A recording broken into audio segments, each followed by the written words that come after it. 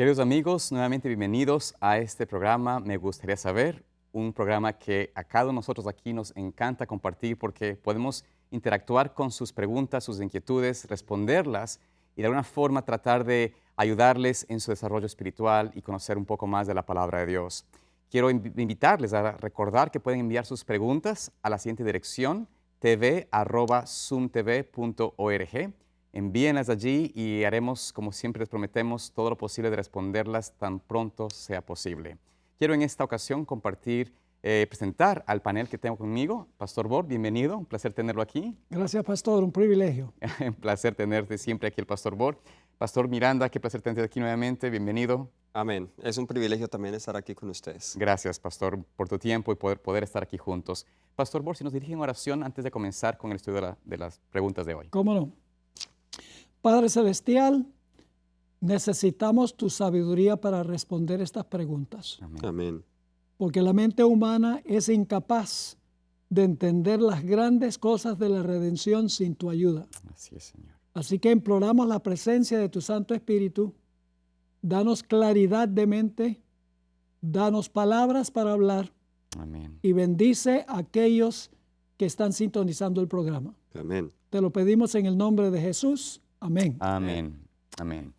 Muy bien, tenemos varias preguntas interesantes y vamos a comenzar con una que nos envían desde Puerto Rico. Y la pregunta es en torno a una pregunta que tuvieron. Voy a leerla aquí. Dice allí la persona: hace unos días un hermano y yo estábamos hablando sobre el milenio y conversábamos del momento de encuentro entre Esteban y Pablo. Según tengo conocimiento, durante el milenio se van a revisar solo los nombres de los impíos y el por qué se perdieron, de tal manera que no haya duda de que Dios es justo. Hasta ahí estamos bien, pero el hermano me indica que durante ese milenio también nosotros podremos ver por qué las personas se salvaron. Por ejemplo, el caso de Esteban y Pablo. El hermano entiende que durante el milenio Esteban podrá ver por qué Pablo se salvó. O sea que según veremos, podemos ver por qué los impíos se perdieron y también en el milenio se nos dirá por qué alguien que no esperábamos en el cielo sí está allí. Entonces, para mí, dice nuestro querido amigo aquí, que esto es nuevo. Creo que el hecho de ver a quien no esperábamos en el cielo es de gozo y saber que hubo arrepentimiento y entrega a Cristo. Y no creo que debe procurarse por ese momento de ver el cambio que hubo para con Cristo. Entonces la pregunta es: ¿para qué tengo que revisar los libros y verificar por qué alguien se salvó? Es decir, con toda la historia y ya tienen ustedes claro el panorama. ¿Qué podemos decir respecto a esta pregunta? Porque pues parece que nuestra amiga, creo que es Marily, dice que quizás no quiere preocuparse de eso, no simplemente aceptar que Jesús salvó a las personas y no preocuparse de eso. Pero ¿es importante o no investigar quién estuvo allí y por qué están allí? Pregunta, pastor. Bueno, como es común que nosotros como evangelistas o predicadores, y yo lo he hecho también, que cuando hablamos de la doctrina del milenio, pues hacemos comentarios al respecto. Uh-huh. Por ejemplo, decimos en el milenio pues estaremos con Jesús, revisando los libros y entendiendo por qué ciertas personas no están allá y por qué otras personas que sí esperábamos que están allá no están. Pero para ser honestos, yo no he encontrado una cita en la Biblia o el Espíritu de Profecía que diga claramente eso. Ahora, decirlo de pronto no es algo que sea de salvación o que esté lejos de la realidad. Sin embargo, tenemos que admitir que es una conjetura o es una apreciación humana, personal, pero no tenemos un claro así dice Jehová. Lo que es claro es que el juicio milenario es para convencer a los salvos de la justicia de Dios. Yo creo que nosotros vamos a estar tan convencidos de la justicia de Cristo que no le vamos a cuestionar por qué algunas personas están allá y por qué otras no están. El concepto del juicio que tiene la iglesia adventista es único en su género. No hay otra iglesia en el mundo que tiene el concepto del juicio. Para el mundo cristiano, el juicio es un evento. Sí. Para nosotros es un proceso. Para ellos, Cristo en su segunda venida viene a juzgar al mundo. Ujú. Para nosotros, el juicio tiene 3 etapas. La primera etapa es antes de la segunda venida. La segunda etapa es durante el milenio y la tercera etapa es después del milenio. Y cada etapa tiene un propósito específico. La primera etapa es solo de aquellos que profesaron a Cristo. Correcto.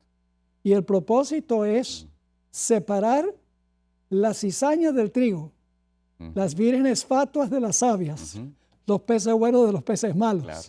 en la iglesia, los que profesaron a Cristo.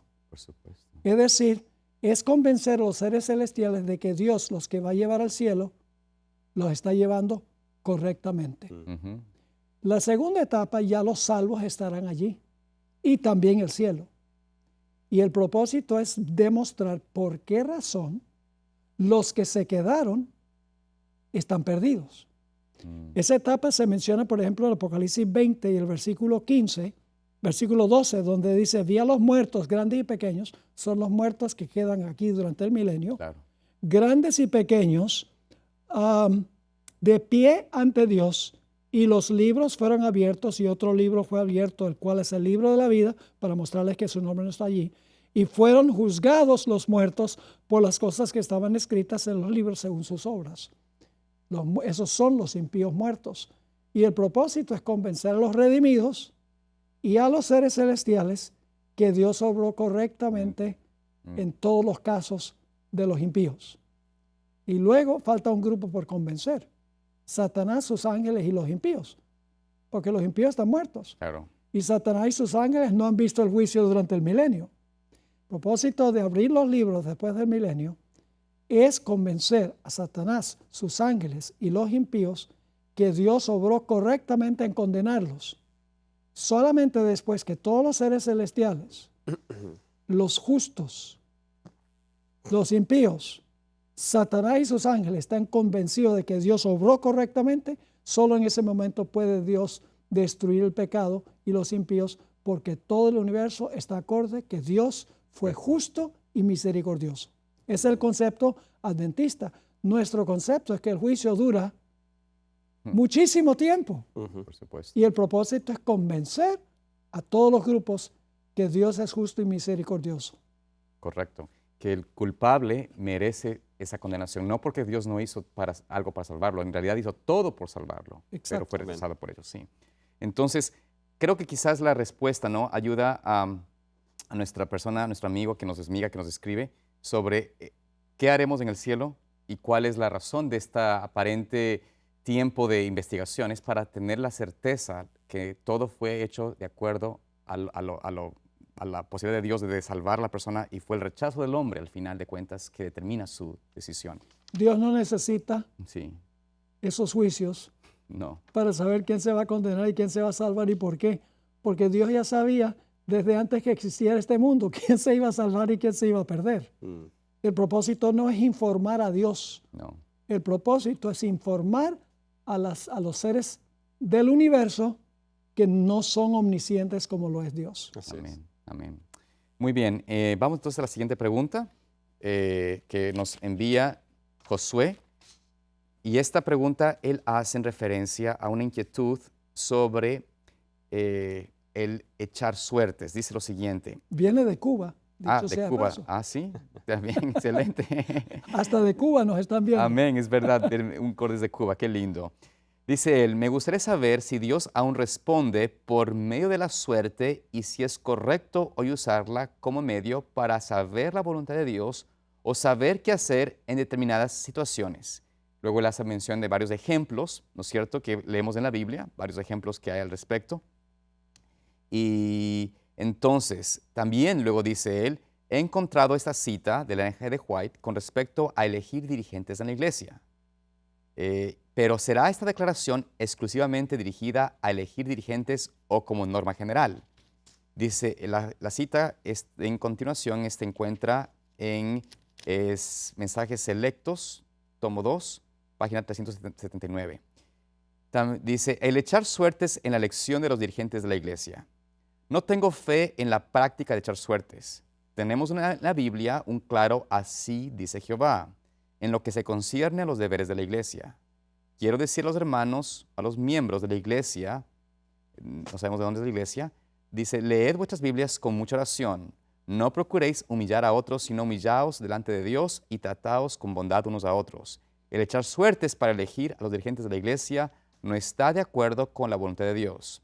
Llámense a hombres de responsabilidad para elegir a los dirigentes de la iglesia. Entonces él tiene la duda de cómo en la Biblia se mencionaba ejemplos que habían sobre la elección de personas, de líderes, a través de suertes, a través de personas que están tomando el lugar porque se echó una suerte, cayó sobre ellos.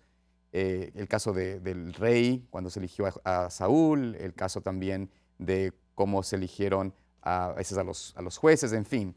Todo esto, dice este hermano, está en la Biblia, pero ahora la Pluma Inspirada menciona de que no es bueno elegir o echar suertes para la selección de líderes. ¿Será que esa cita es suficiente para no tener que tomar suertes o echar suertes ahora? ¿Cuáles son sus respuestas, pastores? Yo veía a Daniel ahí mirando en la computadora. Creo que tiene una buena respuesta. Bueno, el tema de echar suertes no lo he estudiado a profundidad, pero en las conclusiones a las cuales he llegado en mi poco estudio del tema, vemos que la echada de suertes en los tiempos bíblicos a los métodos de echar suertes hoy son dos cosas completamente distintas. Y ya voy a explicar por qué, pero quiero comenzar con una cita de Mensajes Selectos, tomo 2, página 376, donde dice la sierva del Señor: quiero decir a nuestro pueblo que nadie sea alejado de los principios sólidos y razonables que Dios ha establecido para guiar a su pueblo. Esta parte es clara. ¿Cuáles son esos métodos o principios sólidos y razonables que Dios ha establecido para guiar a su pueblo? Tenemos los medios de revelación que nos dan las Escrituras, la naturaleza, la palabra revelada escrita, la Biblia, las impresiones del Espíritu Santo y las obras providenciales. ¿Okay? Esos son los métodos que Dios ha establecido. Ahora, las últimas dos, o las otras tres, la naturaleza, las obras providenciales y las impresiones del Espíritu Santo, deben estar supeditadas en la palabra, porque la naturaleza perfectamente no revela la voluntad de Dios porque ha sido afectada por el pecado. Y en cuanto a las impresiones del Espíritu Santo, ya que nuestras mentes han sido afectadas por el pecado, podemos confundirnos si esta es una impresión del Espíritu Santo o es mía, o es del enemigo. También podemos malinterpretar las obras providenciales. Esos otros tres elementos deben estar supeditados a la palabra de Dios. De hecho, creo que hay otra pregunta más adelante donde hablan de las personas que reciben una impresión de Dios y entonces la hacen. Por ejemplo, conocí a una hermana donde ella decía que ella no se movía si no fuera por la voluntad de Dios. Entonces, cuando le decíamos, hermana, es hora de desayunar, no, Dios me tiene que decir que vaya a desayunar para yo ir a desayunar. Claro. En una ocasión la hermana iba en el bus y ella iba con su hijo y entonces iban en la mitad del trayecto. Ella decide decirle al conductor del bus, déjame aquí, en medio de la nada. Y entonces el hijo, ¿pero por qué, mamá? Porque Dios me ha dicho que me baje aquí. Es una manera muy racional de pensar, pero luego ya dice acá cuáles son algunas de las maneras en que nos podemos alejar. Dice que nadie confíe para su dirección en métodos tales como arrojar una moneda. Tal conducta resulta muy agradable para el enemigo de las almas porque él trabaja para controlar la moneda y así lleva a cabo sus planes mediante sus instrumentos. Que nadie sea engañado con tanta facilidad ni inducido a confiar en semejante prueba. Que nadie rebaje su experiencia al recurrir a métodos indignos para encontrar dirección en cuestiones importantes relacionadas con la obra de Dios. Ahora, en la Biblia, al menos voy a dar algunos ejemplos. Cuando se recurría a suerte, bueno, estaba el Urín y el Tumín, y estaban en algunas ocasiones la suerte, se echaban suertes. No era para saber algo que Dios ya no había revelado, era para confirmar algo que Dios ya había revelado o un detalle el cual no era claro, que hoy para nosotros sería una obra providencial. Entonces, tengo dos llamados que me están haciendo, esta asociación y esta otra. Oro al Señor, le digo, Señor, la que no es tu voluntad, que se cierre la puerta. Entonces yo entendería, me pueden corregir, puede que esté en lo incorrecto, pero yo entendería eso que ellos usaban como esa manera en que nosotros hoy le decimos al Señor, bueno, Dios, estoy interesado en estas 2 chicas, veo que son potencial, pero ¿cuál de esas 2 es la esposa para mí? Dame alguna señal. Cara o sello. Pastor, interesante. Ya acabamos de leer que no puedo hacer eso. Quiero hacer un seguimiento a eso. Adelante. Muy, muy buen punto, excelente punto. Ujú. Si hay 2 damas entre las cuales hay que escoger para una novia, una futura esposa, antes de decidir hay que determinar el carácter de cada una. Ujú. Y puede ser que una o la otra Dios pueda hacer una buena esposa para mí. Pero la clave es que primero tiene que haber un examen Correcto. y luego recurrir a Dios. Y eso fue lo que pasó en Hechos Y el examen se hace a la luz de los principios bíblicos. de la Biblia, Correcto. lo que tú decías. Sí. Por ejemplo, cuando se eligió al sucesor de Judas, Matías. Ujú. lo interesante es que había reunidos un buen número de individuos allí, Ujú. ¿verdad? Pero obviamente evaluaron el carácter de todos, Ujú. escogieron 2, indudablemente cualquiera de los 2 hubiera sido bueno, Ujú. Ujú. pero ellos echaron suertes después de examinar el carácter de todos Ujú. y entonces escogieron a Matías. Ujú. Ese es un punto muy importante. Ahora, ¿cómo elegimos hoy en día ancianos en la iglesia? Mm. ¿Un cara o sello? No, la Biblia nos dice cómo se hace. Por ejemplo, en 1 Timoteo 3 dice, pero es necesario que el obispo sea irreprensible, el carácter irreprensible, marido de una sola mujer. Más adelante hay una pregunta que tiene que ver con eso. Sobrio, prudente, decoroso, hospedador, apto para enseñar, no dado al vino, no pendenciero, no codicioso de ganancias deshonestas, sino amable, apacible. ¿Qué es lo que se está presentando aquí? El carácter de la persona. Hay que hacer un examen intensivo Ujú. del carácter de la persona para determinar si es idóneo para servir en la causa del Señor. Ahora, usar Hechos 1 como una excusa para ir a Las Vegas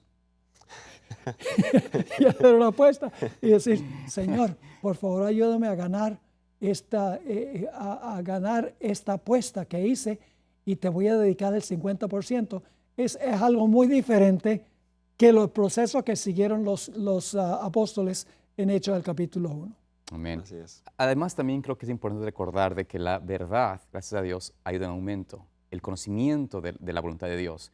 Hoy en día, nosotros tenemos toda la información disponible para saber cuál es la voluntad de Dios en nuestras vidas, en todo aspecto de nuestra vida. Podemos escuchar la palabra de Dios, ver los ejemplos de la Biblia, ver los ejemplos que se mencionan en el Nuevo Testamento, ver las instrucciones de Pablo y además de esto, la pluma inspirada, que nos revelan casi con exactitud y con claridad visual qué es lo que debemos hacer o elegir. Entonces, tal vez ponernos a pensar de que Dios se requiere ahora o va a ayudar o bendecir a una elección con un tipo de suerte, creo que sería de desechar toda la información que Dios ha aclarado. La Biblia nos dice que debemos que elegir o, digamos, basar nuestras decisiones en la luz que hemos recibido, y la luz nos ha dado tanto que no hay lugar hoy en día para escoger a hombres o mujeres en un sentido de suerte. No existe necesidad de esto. A veces usamos un ejemplo en la manera como Dios obró en el pasado, porque no tenían toda esa información, no tenían la palabra escrita, no tenían todas las instrucciones que tenemos ahora, y por ende se hizo esa práctica quizás, ¿no? Hoy en día no existe tal cosa. Además, algo que ustedes mencionaron importante, que también nuestro amigo hablaba sobre la cuestión de poner señal o pedir a Dios una señal para confirmar o elegir a algo o a alguien. Esto es un poco peligroso, Sí, claro. pedir señales, porque recuerdo yo un ejemplo de una muchacha que pidió las señales de Dios para un novio, un supuesto pareja, ¿no?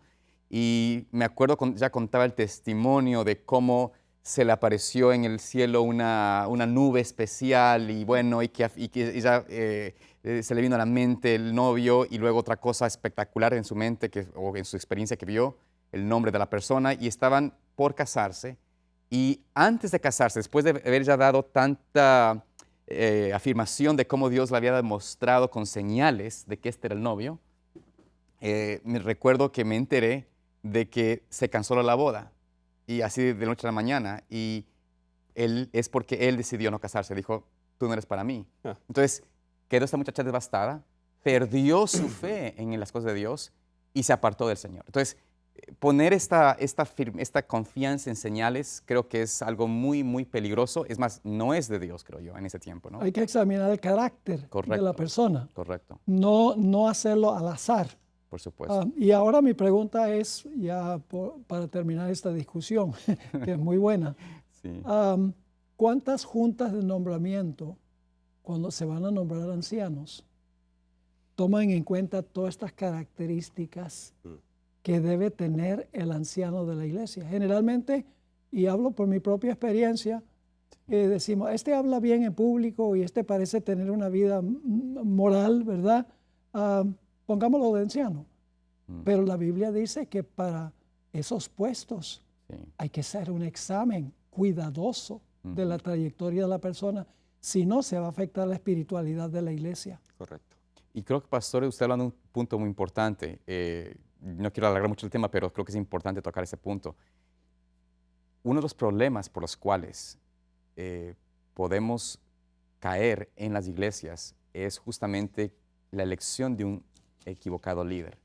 Y a veces hacemos mucho énfasis en, como usted menciona, las cosas que podemos ver. Me refiero yo a si predica, si tal vez es fiel en su diezmo y su ofrenda, pero las partes donde se habla del carácter a veces pasamos por alto, ¿no? Dice ahí la palabra que tiene que ser alguien, primero, ¿sabe? No dado al vino, no dado a glotonería, no dado a nada de estas partes de disciplina, con temperancia, y aparte alguien que sea hospitalario, ¿no? Que refleja mucho el carácter de una persona. Y allí es donde tal vez podemos caer y hemos quizás equivocado, digo yo, en la elección de líderes de iglesia a veces, porque ponemos a personas que tienen características del liderazgo, pero no que tienen necesariamente un carácter. Y luego las consecuencias son justamente de que la iglesia no se despierta o no sigue un desarrollo espiritual, sino que se estanca y sufren muchos problemas, ya sea de inmoralidad, de conflictos y eventualmente de divisiones que estamos viendo hoy en día, ¿no? También otra cosa, a veces ponemos líderes que están dispuestos simplemente a seguir a alguien adicional o seguir a un hombre y no seguir a Dios. Entonces hay que elegir y evidenciar mucho o buscar mucho, como usted mencionó, el carácter de la persona. Muy bien, vamos con una pregunta más que no es muy larga y creo que podemos avanzar en este programa. Nos viene desde, bueno, no nos dice de dónde es esta persona, tristemente. Nos gusta saber de dónde nos envían las preguntas, así que traten de enviarnos sus lugares de donde nos envían para saber. Nos encanta saber dónde nos miran, dónde nos preguntan. Alejandro Ferretti dice esta pregunta. La consulta es la siguiente. ¿Cuántas Marías había en el entorno de Jesús y quiénes eran ellas? Esto es la pregunta que nos hace Alejandro Ferretti. Bueno, ¿qué contestamos a esta pregunta interesante en este poco tiempo que nos queda? ¿Tenemos respuesta de la palabra de Dios? Yo creo que tenemos unas respuestas. Sabemos de que María, la madre de Jesús, por supuesto, está presentada en la Biblia como su madre, María. Y también tenemos a María Magdalena, ¿no es cierto? Que fue la hermana de Lázaro, hermana de Marta, que también se menciona por nombre. ¿Y qué otra María existió? Porque creo que existe otra María de acuerdo a la palabra de Dios. Tal vez encontramos el versículo, no sé si, Pastor Daniel, ¿tienes tú el versículo de esta Bueno, nosotros tenemos también María Magdalena, creo que ya la mencionó, sí, ¿cierto? Ajá. Lucas el capítulo 8, versículo 2, allí se habla de María Magdalena. Y también hay otra María que es María Salomé. Ahora, no tengo el texto aquí conmigo. El nombre de ella se menciona en Marcos 16 Muy bien. y el versículo 1. Muy bien, gracias, pastor. Marcos 16, el versículo 1. Ahí no dice que se llamaba María, dice María Magdalena, María la madre de Jacobo, y Salomé. Entonces aquí hay María, la madre de Jacobo. La madre de Jacobo. Hay Sí, otra María. correcto. María, la madre de No es Jacobo. Salomé, sino la madre de Jacobo. No es Salomé, sino la madre de Jacobo, correcto. Así es. Así que la madre de Jacobo, la madre de Jesús y María Magdalena. Amén. 3 Marías. 3 Marías, la madre de Jacob. Así que tenemos a 3 Marías en ese sentido. Bueno, creo que el tiempo se nos ha ido. Gracias por su tiempo, por participar con nosotros. Esperamos que el Señor los bendiga, les guarde y no se olviden de pedir al Señor dirección en su estudio para que el Señor les envíe y les dé su Santo Espíritu. Que Dios les guarde.